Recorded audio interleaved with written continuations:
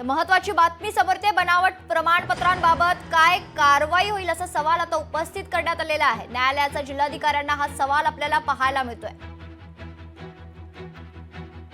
Mud येथील बेकायदेशीर बंगला प्रकरणात आता न्यायालयानं जिल्हाधिकाऱ्यांना सवाल उपस्थित केलेला आहे। बनावट प्रमाणपत्रांबाबत काय कारवाई असा सवाल आता न्यायालयानं विचारलाय।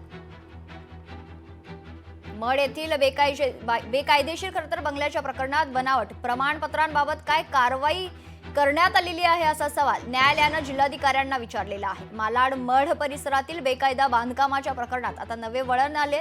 या गंभीर आरोपाची दखल घेत न्यायालयानं जिल्हाधिकाऱ्यांना थेट सवाल केला। या बनावट प्रमाणपत्रांबाबत चौकशी केली का आणि केली असल्यास आतापर्यंत काय कारवाई करण्यात आली, तसंच याबाबत स्पष्टीकरण सादर करण्याचे आदेश न्यायालयानं दिलेत।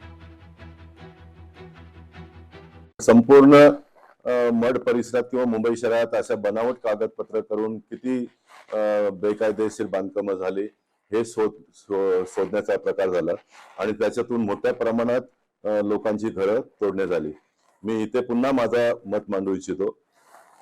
भूमिपुत्रांची जमीन, मडला सर्व भूमिपुत्रांची जमीन उठला सुट्टा कोणी जाऊन सिटी सर्व्हे मध्ये नोंद करून घर बांधत होता आणि म्हणून तो नवीन एक प्रकार आता उभा झालेला आहे। मला वाटतं ह्या बाबतीतही आशिष शेलारजीने एक बोरिवल्यात मीटिंग घेऊन त्याचा पुनर्विचार करण्यासंदर्भात सांगितलेलं आहे। त्याचा पुनर्विचार जर केलं तर हाही प्रश्न संपुष्टात येऊ शकतो। मड मध्ये जे खाजगी जमिनीवरती लोकांनी घर बांधलं त्या लोकांना कोणत्याही प्रकारचा अडचण व्हायला नाही पाहिजे। लोकशाही मराठी ऐका, पहा, जागरूक रहा।